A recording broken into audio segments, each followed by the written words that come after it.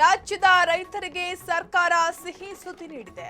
ಮಳೆಗಾಗಿ ಕಾಯುತ್ತಿರುವ ರೈತರ ಹಿತದೃಷ್ಟಿ ಹಿನ್ನೆಲೆಯಲ್ಲಿ ಮೋಡ ಬಿತ್ತನೆಗೆ ಸರ್ಕಾರ ಮುಂದಾಗಿದೆ. ಮುಂದಿನ 2 ತಿಂಗಳಿನಲ್ಲಿ ಮೋಡ ಬಿತ್ತನೆಗೆ ಸಂಪುಟ ಅಸ್ತು ಎಂದಿದೆ. ಒಟ್ಟು 28.52 ಕೋಟಿ ವೆಚ್ಚದಲ್ಲಿ ಈ ಯೋಜನೆಯನ್ನು ಸರ್ಕಾರ ಕೈಗೊಂಡಿದೆ. ಮುಂದಿನ ತಿಂಗಳು ಬರ ಕುರಿತಂತೆ ಮಹತ್ವದ ನಿರ್ಧಾರ ಕೈಗೊಳ್ಳುವ ಸಾಧ್ಯತೆ ಇದೆ. ವಾಲ್ಮೀಕಿ ಹಗರಣದಲ್ಲಿ ಸಚಿವ ಬಿ ನಾಗೇಂದ್ರ ಭಾಗಿಯಾಗಿರುವುದಕ್ಕೆ ಯಾವುದೇ ಸಾಕ್ಷಿಗಳಿಲ್ಲ ಎಂದು ಕಲಬುರಗಿಯಲ್ಲಿ ನಗರಾಭಿವೃದ್ಧಿ ಸಚಿವ ಯತೀಂದ್ರ ಸಿದ್ದರಾಮಯ್ಯ ಹೇಳಿದ್ದಾರೆ. ಇಡಿ ಮತ್ತು ಸಿಬಿಐ ಕೇಂದ್ರ ಸರ್ಕಾರದ ಅಧೀನದಲ್ಲಿ ಕೆಲಸ ಮಾಡುತ್ತಿದ್ದು ರಾಜಕೀಯ ಕಾರಣಕ್ಕಾಗಿ ಅವರನ್ನು ಟಾರ್ಗೆಟ್ ಮಾಡಲಾಗುತ್ತಿದೆ. ನಮ್ಮ ಪಕ್ಷ ಸಚಿವರ ಪರವಾಗಿದೆ ಎಂದು ಯತೀಂದ್ರ ಹೇಳಿದ್ದಾರೆ.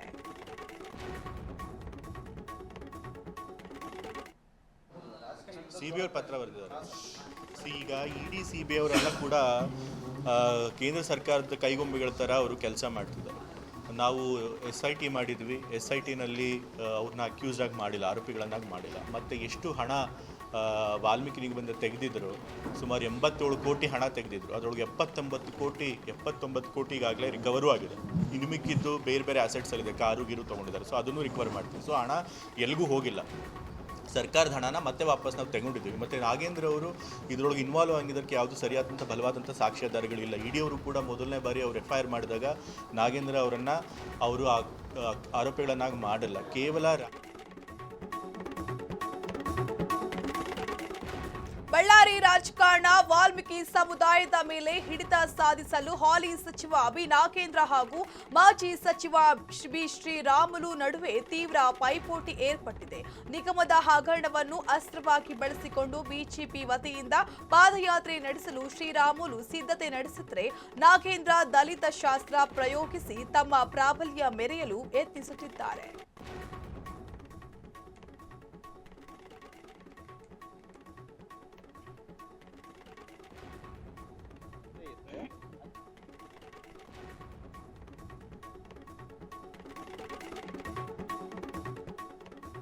ದಾವಣಗೆರೆಯಲ್ಲಿ ಸಚಿವ ಬಿ ನಾಗೇಂದ್ರ ಪರ 100ಕ್ಕೂ ಹೆಚ್ಚು ಕಾರ್ಯಕರ್ತರು ರಾಮ್ ಅಂಡ್ ಕೋ ಸರ್ಕಲ್ನಿಂದ ಅಂಬೇಡ್ಕರ್ ಸರ್ಕಲ್ ವರೆಗೂ ಪಂಚಿನ ಮೆರವಣಿಗೆ ನಡೆಸಿದ್ರು.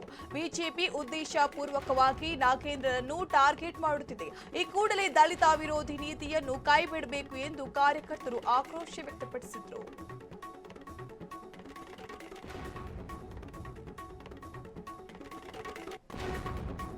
ಮಂಡ್ಯ ಜಿಲ್ಲೆ ಮದ್ದೂರು ತಾಲೂಕಿನ ಕುರುಬರದೊಡ್ಡಿಯಲ್ಲಿ ನೂತನವಾಗಿ ನಿರ್ಮಿಸಿರುವ ಅಭಯ ಆಂಜನೇಯ ದೇಗುಲ ಲೋಕಾರ್ಪಣೆ ಸಮಾರಂಭದಲ್ಲಿ ಕೇಂದ್ರ ಸಚಿವ ಎಚ್.ಡಿ. ಕುಮಾರಸ್ವಾಮಿ ಅವರಿಗೆ ಪಟಾಕಿ ಸಿಡಿಸಿ ಹಣ್ಣುಗಳ ಹಾರ ಹಾಕಿ ಅದ್ದೂರಿ ಸ್ವಾಗತ ಕೋರಲಾಯಿತು.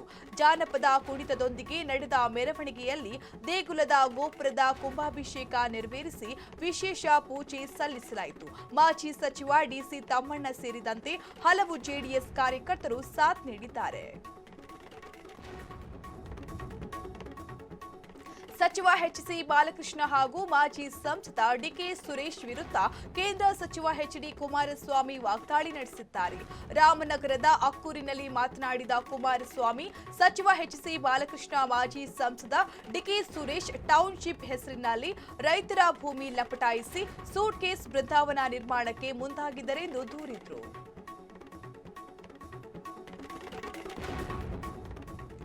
ಬಿಡದಿ ಟೌನ್ಶಿಪ್ ಯೋಜನೆ ರದ್ದುಪಡಿಸುವಂತೆ ರಾಜ್ಯ ರೈತ ಸಂಘದ ನೇತೃತ್ವದಲ್ಲಿ ಆಗಸ್ಟ್ 25ರಂದು ಫ್ರೀಡಂ ಪಾರ್ಕ್ನಿಂದ ವಿಧಾನಸೌಧದವರೆಗೆ ಬೃಹತ್ ಪ್ರತಿಭಟನಾ ಮೆರವಣಿಗೆ ಹಮ್ಮಿಕೊಂಡಿದ್ದು 530 ದಿನಗಳಿಂದ ನಿರಂತರ ಪ್ರತಿಭಟನೆ ಮುಂದುವರೆದಿದೆ. ಯೋಜನೆ ಸಂಪೂರ್ಣ ಕೈಬಿಡುವವರೆಗೆ ಫ್ರೀಡಂ ಪಾರ್ಕ್ನಲ್ಲೇ ಹೋರಾಟ ಮತ್ತು ಉಪವಾಸ ಸತ್ಯಾಗ್ರಹ ನಡೆಸಲು ಸಾವಿರಾರು ರೈತರು ನಿರ್ಧರಿಸಿದ್ದಾರೆ. ಸ್ಟಾರ್ಟಿಂಗ್ 2 ದಿನ ನಾವು ಸಾಂಕೇತಿಕ ಮಾಡ್ತೀವಿ.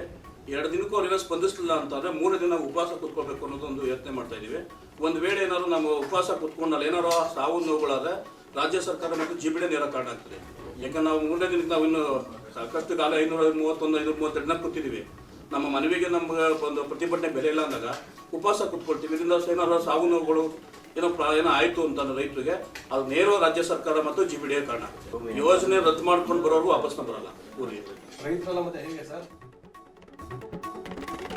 ಬಿಜೆಪಿ ರಾಜ್ಯ ಅಧ್ಯಕ್ಷ ಬಿವೈ ವಿಜಯೇಂದ್ರ ಹೈಕಮಾಂಡ್ ನಾಯಕರನ್ನು ಭೇಟಿಗಾಗಿ ದೆಹಲಿಗೆ ತೆರಳಿದ್ದಾರೆ. ಬಳ್ಳಾರಿ ಪಾದಯಾತ್ರೆಗೆ ಹೊಸ ರೂಪುರೇಷೆ ನೀಡುವುದು, ಅಧಿವೇಶನ ವರದಿ ಸಲ್ಲಿಕೆ ಹಾಗೂ ಸಂಘಟನಾತ್ಮಕ ಬದಲಾವಣೆಗಳ ಕುರಿತು ವರಿಷ್ಠರೊಂದಿಗೆ ಮಾತುಕತೆ ನಡೆಸಲಿದ್ದಾರೆ. ಇದೇ ವೇಳೆ ಜೆಡಿಎಸ್ ಪಾದಯಾತ್ರೆಗೆ ಸಂಬಂಧಿಸಿದ ವಿಚಾರಗಳು ಚರ್ಚೆಯಾಗುವ ಸಾಧ್ಯತೆ ಇದೆ.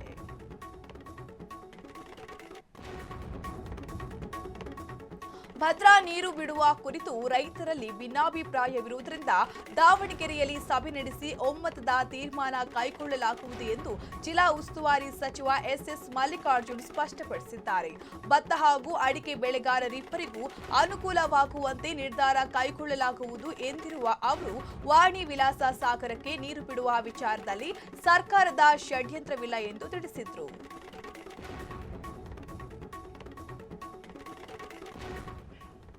ನನ್ನ ಮೇಲೂ ಒಂದಿಬ್ಬರು ಟೀಕೆ ಮಾಡ್ಯಾರ. ನಮ್ಮದು ವೈಯಕ್ತಿಕ ಆಗಲಿ ರೈತರ ಪರವಾಗಲಿ ನಂದೇನೂ ಇದಿಲ್ಲ. ನೀರು ಬಿಡ್ರಿ ಅಂದರೆ ಬಿಡ್ಬೋದು, ಬೇಡ ಅಂದರೆ ಬೇಡ. ಅವರು ಎಲ್ಲರೂ ಸೇರಿ ಒಮ್ಮತದ ಅಭಿಪ್ರಾಯ ಬರಲಿ. ಈಗ ಸ್ವಲ್ಪ ಜನ ಬರ್ತಾರೆ, ನಮಗೆ ಭತ್ತಕ್ಕೆ ಅಲ್ಲೇ ಟೈಮ್ ಆಗೈತಿ, ನಮಗೆ ನೀರು ಬಿಡೋದು ಬೇಡ, ನಮಗೆ ಬೇಸಿಗೆ ನೀರು ಬೇಕು ಅಂತ ಸ್ವಲ್ಪ ಜನ. ಈಗ ಅವ್ರವ್ರದ್ರಾಗ ಒಮ್ಮತ ಇಲ್ಲ. ಇದ್ರ ಬಗ್ಗೆ ಸೂಕ್ತ ಒಂದು ನಿರ್ಧಾರ ತೆಗೆದುಕೊಳ್ಳೋಣ ಅಂತ ಅವತ್ತೆಲ್ಲರೂ ಸೇರೇ ಮೀಟಿಂಗ್ ಮಾಡೀವಿ. ಸ್ವಲ್ಪ ಜನ ನಿರ್ಧಾರ ತೆಗೆದುಕೊಳ್ಳಿಲ್ಲ ಅಂದರೆ ಇವ್ರದ್ದು ಒಮ್ಮತ ಬರಲಿಲ್ಲ. ಒಬ್ಬರು ಬೇಡ ಅಂತ, ಒಬ್ಬರು ಬೇಕು ಅಂತ. ಅದಕ್ಕೆ ಈಗ ನಾವಾದರೂ ಈಗ ಅವ್ರನ್ನ ಕುಂದಿರ್ಸ್ಕೊಂಡು ಮಾತಾಡಿ ಒಂದೇನಾರ ಒಂದು ನಿರ್ಧಾರಕ್ಕೆ ಬರ್ತೇವೆ. 1 ಲಕ್ಷ ವಿಪಕ್ಷಗಳು ಗ್ಯಾರಂಟಿ ಯೋಜನೆಗಳ ಯಶಸ್ಸು ಮುಚ್ಚಿಹಾಕಲು ಅನಗತ್ಯ ವಿಷಯಗಳನ್ನು ಮುನ್ನೆಲೆಗೆ ತರುತ್ತಿವೆ ಎಂದು ಸಚಿವ ಡಾಕ್ಟರ್ ಅಜಯ್ ಸಿಂಗ್ ಟೀಕಿಸಿದರು. ಕಲಬುರಗಿಯಲ್ಲಿ ಮಾತನಾಡಿದ ಅವರು, ರಾಜ್ಯದಲ್ಲಿ ಬರ ಪರಿಹಾರ ಚರ್ಚೆಯಾಗಬೇಕು. ರಾಷ್ಟ್ರ ಮಟ್ಟದಲ್ಲಿ ರೈತರ ಸಾಲ ಮನ್ನಾ ಮಾಡಲಾಗದ ಬಿಜೆಪಿಗೆ ಸರ್ಕಾರದ ವಿರುದ್ಧ ಮಾತನಾಡಲು ನೈತಿಕತೆ ಇಲ್ಲ ಎಂದು ವಾಗ್ದಾಳಿ ನಡೆಸಿದರು.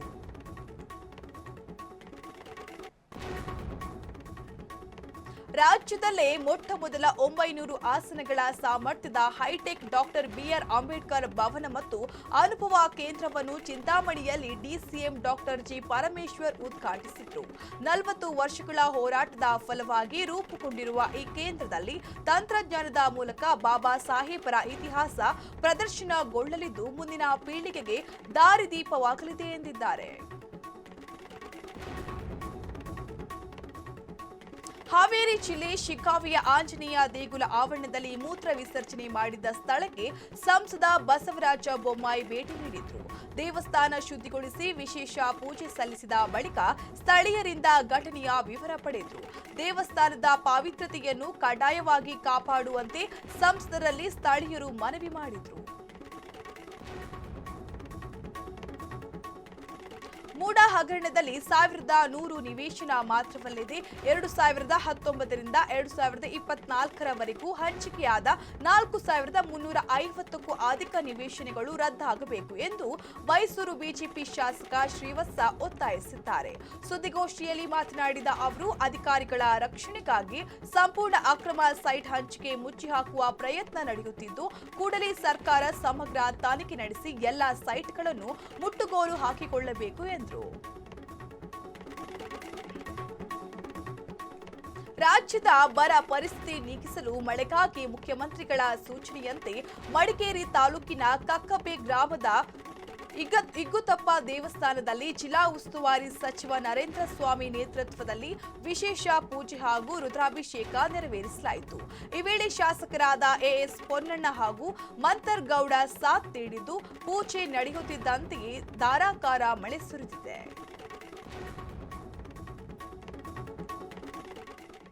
ಪಶು ವೈದ್ಯಾಧಿಕಾರಿಗಳ ನೇಮಕಾತಿ ಅಕ್ರಮ ಹಾಗೂ ಲಂಚ ಸ್ವೀಕರಿಸಿದ ಗಂಭೀರ ಆರೋಪದ ಹಿನ್ನೆಲೆಯಲ್ಲಿ ಕೆಪಿಎಸ್ಸಿ ಮಾಜಿ ಉಸ್ತುವಾರಿ ಹಾಗೂ ಐಎಎಸ್ ಅಧಿಕಾರಿ ಜ್ಞಾನೇಂದ್ರ ಕುಮಾರ್ ಅವರ ಜಯ ಮಹಲ್ ನಿವಾಸದ ಮೇಲೆ ಇಡಿ ಅಧಿಕಾರಿಗಳು ದಾಳಿ ನಡೆಸಿ ದಾಖಲೆಗಳನ್ನು ಪರಿಶೀಲಿಸುತ್ತಿದ್ದಾರೆ. ನೇಮಕಾತಿ ಅಕ್ರಮದ ಬೆನ್ನಲ್ಲೇ ನಾಪತ್ತೆಯಾಗಿದ್ದ ಇವರ ಬೆನ್ನು ಬಿದ್ದಿರುವ ಇಡಿ ಅಧಿಕಾರಿಗಳು ತೀವ್ರ ತನಿಖೆ ಮುಂದುವರೆಸಿದ್ದಾರೆ.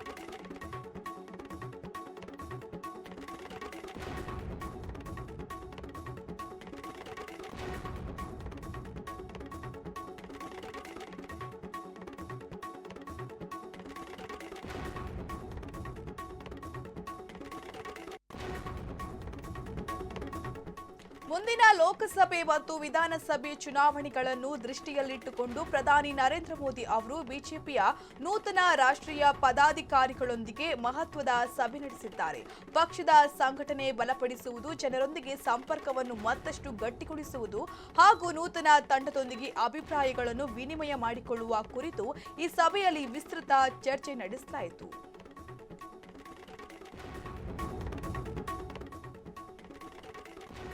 ತಮಿಳುನಾಡಿನ ಸರ್ಕಾರಿ ಆಸ್ಪತ್ರೆಗಳಲ್ಲಿ ಜನಿಸುವ ನವಜಾತ ಶಿಶುಗಳಿಗೆ ಸೋದರ ಮಾವನ ಚಿನ್ನದ ಉಂಗುರ ಯೋಜನೆಯು ಸೆಪ್ಟೆಂಬರ್ 15ರಿಂದ ಅಧಿಕೃತವಾಗಿ ಜಾರಿಗೆ ಬರಲಿದೆ. 220 ಕೋಟಿ ರೂಪಾಯಿ ವೆಚ್ಚದಲ್ಲಿ 1.28 ಲಕ್ಷ ಚಿನ್ನದ ಉಂಗುರಗಳನ್ನು ಸಿದ್ಧಪಡಿಸಲಾಗಿದ್ದು, ಮುಖ್ಯಮಂತ್ರಿಗಳ ಆದೇಶದ ಮೇರೆಗೆ ಈ ಜನಪರ ಯೋಜನೆಗೆ ಚಾಲನೆ ನೀಡಲಾಗುತ್ತಿದೆ.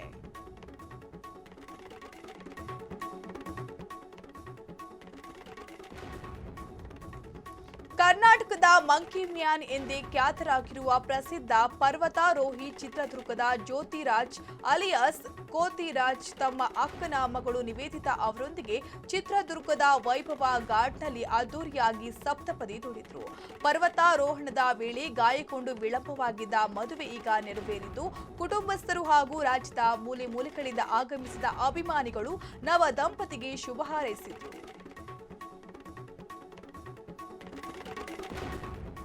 ಬೆಂಗಳೂರಿನ ಜಯನಗರದ ಎನ್ಎಂಕೆಆರ್ವಿ ಕಾಲೇಜಿನಲ್ಲಿ ಅನ್ವೇಷಣಾ ಪ್ರಾಜೆಕ್ಟ್ ಪ್ರೆಸೆಂಟೇಷನ್ಸ್ 2026 ವಿಜ್ಞಾನ ಮೇಳ ಆರಂಭವಾಗಿದೆ. 9ರಿಂದ 12ನೇ ತರಗತಿಯ 61 ವಿದ್ಯಾರ್ಥಿಗಳು ತಮ್ಮ ವಿನೂತನ ಮಾದರಿಗಳನ್ನು ಪ್ರದರ್ಶಿಸಿದ್ದಾರೆ. ಸಂಸದ ತೇಜಸ್ವಿ ಸೂರ್ಯ, ಎಂಬಿಆರ್ಡಿಐ ಮುಖ್ಯಸ್ಥ ಮನು ಸಾಲೆ ವಿಶೇಷ ಅತಿಥಿಗಳಾಗಿ ಪಾಲ್ಗೊಂಡಿದ್ದರು. ಮಾಜಿ ಸಿಜೆಐ ಡಾಕ್ಟರ್ ಎಂಎನ್ ವೆಂಕಟಾಚಲಯ್ಯ ಅಧ್ಯಕ್ಷತೆ ವಹಿಸಿದ್ದಾರೆ. ಶಾಲಾ ಹಂತದಲ್ಲೇ ಮಕ್ಕಳಲ್ಲಿ ವೈಜ್ಞಾನಿಕ ಮನೋಭಾವ ಮೂಡಿಸಲು ವೇದಿಕೆ ಮುನ್ನುಡಿ ಬರೆದಿದೆ.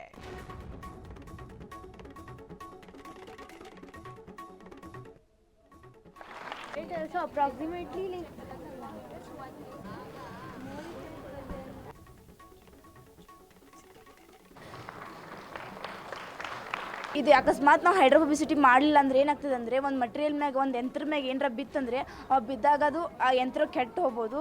ಅದಕ್ಕೋಸ್ಕರ Hello everyone, my name is Tanzin.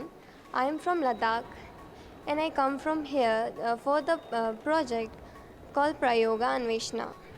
In this organization, students were given chance to do project by themselves and they can give their own innovative ideas and do whatever they want. Mandya ಜಿಲ್ಲಾ panchayat CEO K R Nandini ಕಾರ್ಯವೈಖರಿ ಖಂಡಿಸಿ ರೈತ ಮತ್ತು ಪ್ರಗತಿಪರ ಸಂಘಟನೆಗಳು ಜಿಲ್ಲಾ ಪಂಚಾಯತ್ ಆವರಣದಲ್ಲಿ ಪ್ರತಿಭಟನೆ ನಡೆಸಿದ್ದಾರೆ.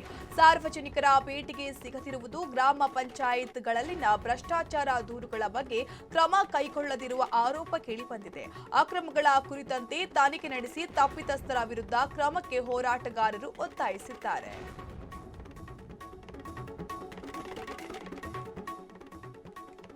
4 ಎಕರೆ 7 ಗುಂಟೆ ಜಮೀನನ್ನು ಭೂಗಳ್ಳರು ಕಬಳಿಸಲು ಯತ್ನಿಸಿರುವ ಘಟನೆ ಯಾದಗಿರಿ ಜಿಲ್ಲೆಯ ಸುರಪುರದ ನಗನೂರು ಗ್ರಾಮದಲ್ಲಿ ನಡೆದಿದೆ. ನಗನೂರ ಗ್ರಾಮದ ಪ್ರಾಥಮಿಕ ಆರೋಗ್ಯ ಆಸ್ಪತ್ರೆಗೆ ಸೇರಿದ ಜಾಗವನ್ನು ತಂತಿ ಬೇಲಿ ಹಾಕಿ ಅತಿಕ್ರಮಿಸಲಾಗಿದೆ.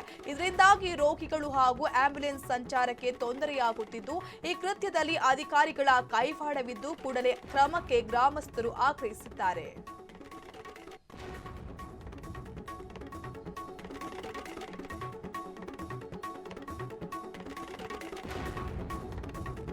ದೇಶಾದ್ಯಂತ ಸಕ್ಕರೆ ದರ ದಿಢೀರ್ ಏರಿಕೆಯಾಗಿದ್ದು, ಬೆಳಗಾವಿಯಲ್ಲಿ ಜನರು ತೀವ್ರ ಅಸಮಾಧಾನ ವ್ಯಕ್ತಪಡಿಸಿದ್ದಾರೆ. ಬಡವರು ಹಾಗೂ ಮಧ್ಯಮ ವರ್ಗದವರ ಜೇಬಿಗೆ ಕತ್ತರಿ ಹಾಕಿದೆ ಎಂದು ಸಾರ್ವಜನಿಕರು ಆಕ್ರೋಶ ಹೊರಹಾಕಿದ್ದು, ಕೂಡಲೇ ಬೆಲೆ ನಿಯಂತ್ರಿಸುವಂತೆ ಕೇಂದ್ರ ಸರ್ಕಾರದ ವಿರುದ್ಧ ಆಕ್ರೋಶ ವ್ಯಕ್ತಪಡಿಸಿದರು.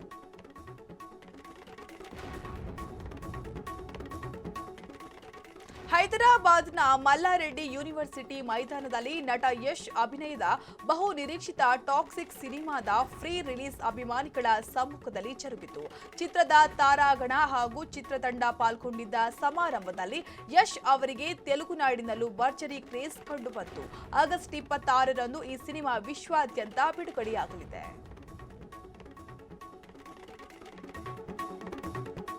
ರಾಜ್ಯದಲ್ಲಿ ಮಾನ್ಸೂನ್ ಅಬ್ಬರ ಮುಂದುವರೆದಿದ್ದು ಹವಾಮಾನ ಇಲಾಖೆಯು ಉಡುಪಿ, ದಕ್ಷಿಣ ಕನ್ನಡ, ಉತ್ತರ ಕನ್ನಡ, ಶಿವಮೊಗ್ಗ, ಚಿಕ್ಕಮಗಳೂರು ಮತ್ತು ಕೊಡಗು ಜಿಲ್ಲೆಗಳಿಗೆ ಯೆಲ್ಲೋ ಅಲರ್ಟ್ ಘೋಷಿಸಿದೆ. ಈ ಜಿಲ್ಲೆಗಳಲ್ಲಿ ಗಂಟೆಗೆ 30ರಿಂದ 40 ಕಿಲೋಮೀಟರ್ ವೇಗದ ಬಿರುಗಾಳಿ ಸಹಿತ ಭಾರೀ ಮಳೆಯಾಗುವ ಸಾಧ್ಯತೆ ಇದ್ದು ಸಾರ್ವಜನಿಕರು ಹಾಗೂ ಮೀನುಗಾರರು ಎಚ್ಚರಿಕೆ ವಹಿಸುವಂತೆ ಸೂಚಿಸಲಾಗಿದೆ. ಚಿನ್ನ ಕೊಳ್ಳುವ ಗ್ರಾಹಕರಿಗೆ ವಾರಾಂತ್ಯದಲ್ಲೂ ಶಾಕ್ ಉಂಟಾಗಿದೆ. ಚಿನ್ನದ ಬೆಲೆಯಲ್ಲಿ ಕೊಂಚ ಏರಿಕೆಯಾಗಿದೆ. ಬಂಗಾರದ ದರ ಗ್ರಾಂಗೆ 240 ರೂಪಾಯಿ ಹೆಚ್ಚಳವಾಗಿದೆ. ಸದ್ಯ ಬೆಂಗಳೂರಿನಲ್ಲಿ 22 ಕ್ಯಾರೆಟ್ ಚಿನ್ನದ ಬೆಲೆ 10 ಗ್ರಾಂಗೆ 1,49,500 ರೂಪಾಯಿ ಹಾಗೂ 24 ಕ್ಯಾರೆಟ್ ಅಪರಂಜಿ ಚಿನ್ನದ ಬೆಲೆ 1,63,090 ರೂಪಾಯಿ ತಲುಪಿದೆ. ಆದರೆ ಬೆಳ್ಳಿ ಬೆಲೆಯಲ್ಲಿ ಯಾವುದೇ ಬದಲಾವಣೆ ಕಂಡುಬಂದಿಲ್ಲ. ಐಪಿಎಲ್ 2027ರ ಹಿನ್ನೆಲೆಯಲ್ಲಿ ಡೆಲ್ಲಿ ಕ್ಯಾಪಿಟಲ್ಸ್ ತಂಡಕ್ಕೆ ಮರಳಿರುವ ರಿಷಬ್ ಪಂತ್ಗೆ ಮಾಜಿ ಕ್ರಿಕೆಟಿಗ ವಾಸಿಂ ಜಾಫರ್ ಮಹತ್ವದ ಸಲಹೆ ನೀಡಿದ್ದಾರೆ. ಡೆಲ್ಲಿ ತಂಡದಿಂದ ನಾಯಕತ್ವದ ಆಫರ್ ಬಂದ್ರೆ ಅದನ್ನು ನಿರಾಕರಿಸಿ ಕೇವಲ ಬ್ಯಾಟಿಂಗ್ ಕಡೆಗೆ ಮಾತ್ರ ಗಮನ ಹರಿಸಿ ಎಂದು ತಿಳಿಸಿದ್ದಾರೆ. ಪ್ರಸ್ತುತ ಪಂತ್ ಅವರ ಬ್ಯಾಟಿಂಗ್ ಫಾರ್ಮ್ ಕುಸಿದಿರುವುದರಿಂದ ನಾಯಕತ್ವದ ಹೆಚ್ಚುವರಿ ಒತ್ತಡ ಅವರ ಆಟದ ಮೇಲೆ ನಕಾರಾತ್ಮಕ ಪರಿಣಾಮ ಬೀರಬಹುದು ಎಂದು ಜಾಫರ್ ಎಚ್ಚರಿಸಿದ್ದಾರೆ.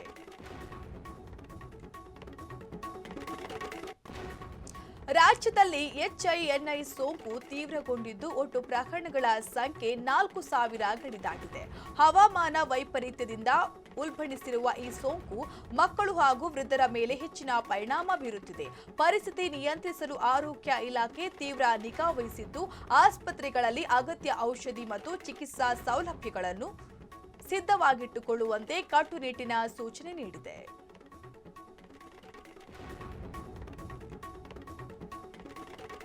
ಮೀನುಗಾರಿಕಾ ಬೋಟ್ನ ತಳಭಾಗ ಕಲ್ಲಿಗೆ ಬಡಿದು ಮುಳುಗಡೆಯಾದ ಘಟನೆ ಅಳಿವೆಬಾಗಿನಲ್ಲಿ ನಡೆದಿದೆ. ಆಯಾನ್ ಹೆಸರಿನ ಬೋಟ್ ಕಲ್ಲಿಗೆ ಬಡಿದಿದೆ. ಇದರಿಂದ ನೀರು ಒಳನುಗ್ಗಿ ಬೋಟ್ ಮುಳುಗಡೆಯಾಗಿದೆ. ಬೋಟ್ನಲ್ಲಿದ್ದ 6 ಮಂದಿ ಮೀನುಗಾರರನ್ನು ಇತರೆ ಬೋಟ್ನಲ್ಲಿದ್ದ ಮೀನುಗಾರರು ರಕ್ಷಿಸಿದ್ದಾರೆ. ಆಳ ಸಮುದ್ರ ಮೀನುಗಾರಿಕೆಗೆ ಪರ್ಸಿನ್ ಬೋಟ್ ತೆರಳಿದ್ದು ಮೀನುಗಾರಿಕೆ ಮುಗಿಸಿ ಮುಳುಗುತ್ತಿದ್ದಾಗ ಅಳಿವೆ ಬಾಗಿಲಿನಲ್ಲಿ ಈ ದುರಂತ ನಡೆದಿದೆ. ಇಬ್ರಾಹಿಂ ಖಲೀಲ್ ಎಂಬವರಿಗೆ ಈ ಬೋಟ್ ಸೇರಿದ್ದು ಮುಳುಗಡೆಯಿಂದಾಗಿ ಲಕ್ಷಾಂತರ ರೂಪಾಯಿ ನಷ್ಟವಾಗಿದೆ.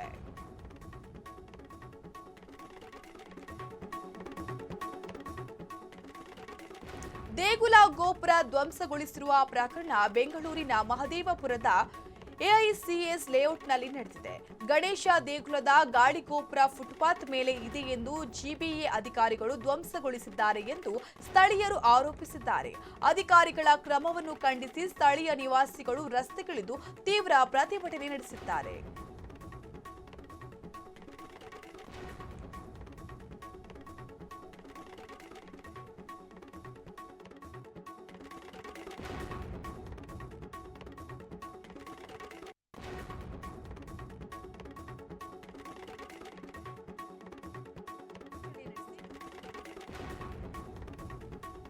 ಧಾರವಾಡದ ವಿನಾಯಕ ನಗರ ಬಳಿ ಸಿಸಿಬಿ ಹಾಗೂ ಉಪನಗರ ಪೊಲೀಸರು ಕಾರ್ಯಾಚರಣೆ ನಡೆಸಿ ಕಾರಿನಲ್ಲಿ ಸಾಗಿಸುತ್ತಿದ್ದ 40 ಲಕ್ಷ ರೂಪಾಯಿ ಮೌಲ್ಯದ 18 ಗ್ರಾಂ ಕೋಕೇನ್ ವಶಪಡಿಸಿಕೊಂಡಿದ್ದಾರೆ.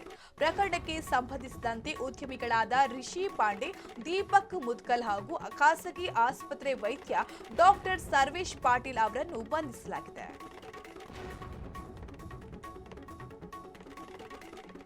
ದಾವಣಗೆರೆಯ ಪುಷ್ಪ ಮಹಾಲಿಂಗಪ್ಪ ವಸತಿ ಶಾಲೆಯಲ್ಲಿ ವಾರ್ಡನ್ ಕಿರುಕುಳಕ್ಕೆ ಬೇಸತ್ತು ನಾಪತ್ತೆಯಾಗಿದ್ದ 16 ವರ್ಷದ ಜೀವನ್ ಹಾಸನ ಜಿಲ್ಲೆ ಅರಸೀಕೆರೆ ತಾಲೂಕಿನ ಪಂಚನಹಳ್ಳಿಯಲ್ಲಿ ಪತ್ತೆಯಾಗಿದ್ದಾನೆ. ಇತರೆ ವಿದ್ಯಾರ್ಥಿಗಳೆದುರು ಬಟ್ಟೆ ಬಿಚ್ಚಿಸಿ ವಾರ್ಡನ್ ಅವಮಾನಿಸಿದ್ದರಿಂದ ನೊಂದ ಬಾಲಕ ರಾತ್ರಿ ನಾಪತ್ತೆಯಾಗಿದ್ದನು. ಈ ಕುರಿತು ವಿದ್ಯಾನಗರ ಪೊಲೀಸ್ ಠಾಣೆಯಲ್ಲಿ ದೂರು ದಾಖಲಾಗಿತ್ತು. ಪಾಲಕರು ಹಾಗೂ ಸಾರ್ವಜನಿಕರು ಶಾಲಾ ಆಡಳಿತ ಮಂಡಳಿಯ ವಿರುದ್ಧ ಆಕ್ರೋಶ ವ್ಯಕ್ತಪಡಿಸಿದ್ದಾರೆ. ಬೆಳಗಾವಿ ಜಿಲ್ಲೆಯ ಕಿತ್ತೂರು ಪಟ್ಟಣದ ಮಾನಚ್ಚ ಜ್ಯುವೆಲ್ಲರಿ ಅಂಗಡಿಯಲ್ಲಿ 7 ಕೆಜಿ ಬೆಳ್ಳಿ ಆಭರಣ ಕಳ್ಳತನ ಮಾಡಿದ್ದ 5 ಜನ ಅಂತಾರಾಜ್ಯ ಕಳ್ಳರನ್ನು ಕಿತ್ತೂರು ಪೊಲೀಸರು ಬಂಧಿಸಿದ್ದಾರೆ. ರಾಜಸ್ಥಾನ, ಮಧ್ಯಪ್ರದೇಶ ಮೂಲದ ಆರೋಪಿಗಳಿಂದ 17 ಲಕ್ಷ ರೂಪಾಯಿ ಮೌಲ್ಯದ ಬೆಳ್ಳಿ ಹಾಗೂ ಕೃತ್ಯಕ್ಕೆ ಬಳಸಿದ ಕಾರು ಸೇರಿದಂತೆ ಒಟ್ಟು 22 ಲಕ್ಷ ರೂಪಾಯಿ ಮೌಲ್ಯದ ವಸ್ತುಗಳನ್ನು ವಶಪಡಿಸಿಕೊಳ್ಳಲಾಗಿದೆ. ಕಿತ್ತೂರು ಪೊಲೀಸ್ ಠಾಣೆಯಲ್ಲಿ ಈ ಬಗ್ಗೆ ಪ್ರಕರಣ ಕೂಡ ದಾಖಲಾಗಿದೆ. ಕೋಲಾರ ಜಿಲ್ಲೆಯ ಶ್ರೀನಿವಾಸಪುರ ತಾಲೂಕಿನ ಪುಲಗೂರ ಕೋಟೆ ಗ್ರಾಮದಲ್ಲಿ ವರಮಹಾಲಕ್ಷ್ಮಿ ಹಬ್ಬದ ಸಂದರ್ಭದಲ್ಲಿ ಒಂದೇ ಗ್ರಾಮದ 3 ಮನೆಗಳಲ್ಲಿ ಸರಣಿ ಕಳ್ಳತನ ನಡೆದಿದೆ. ಶಂಕರಪ್ಪ, ಸೋಮೇಶ್ವರ ಹಾಗೂ ನಾಗರಾಜ್ ಅವರ ಮನೆಗಳು ಖಾಲಿ ಇರುವುದನ್ನು ಗಮನಿಸಿದ ಕಳ್ಳರು ಈಗ ಬೀಗ ಮುರಿದು ಒಳನುಗ್ಗಿ ಲಕ್ಷಾಂತರ ಮೌಲ್ಯದ ಚಿನ್ನ, ಬೆಳ್ಳಿ ಮತ್ತು ನಗದು ದೋಚಿ ಪರಾರಿಯಾಗಿದ್ದಾರೆ. ರಾಯಲ್ಪಾಡು ಪೊಲೀಸ್ ಠಾಣೆ ವ್ಯಾಪ್ತಿಯಲ್ಲಿ ಈ ಘಟನೆ ನಡೆದಿದೆ. ಕಳೆದ ರಾತ್ರಿ ಬೆಂಗಳೂರಿನ ಮೆಜೆಸ್ಟಿಕ್ ಪ್ರದೇಶದಲ್ಲಿ ಮಂಗಳಮುಖಿಯೊಬ್ಬರನ್ನು ಚಾಕುವಿನಿಂದ ಇರಿದು ಬರ್ಬರವಾಗಿ ಹತ್ಯೆ ಮಾಡಲಾಗಿದೆ. ದೇವಿ ಎಂಬ ಮಂಗಳಮುಖಿ ಘಟನೆಯಲ್ಲಿ ಸಾವನ್ನಪ್ಪಿದ್ದಾರೆ. ಮೃತ ದೇಹವನ್ನು ವಿಕ್ಟೋರಿಯಾ ಆಸ್ಪತ್ರೆಗೆ ರವಾನಿಸಲಾಗಿದ್ದು ಉಪ್ಪಾರಪೇಟೆ ಪೊಲೀಸ್ ಠಾಣೆಯಲ್ಲಿ ಪ್ರಕರಣ ದಾಖಲಾಗಿದೆ. ಆರೋಪಿಗಳಿಗಾಗಿ ಪೊಲೀಸರು ಶೋಧ ನಡೆಸಿದ್ದಾರೆ.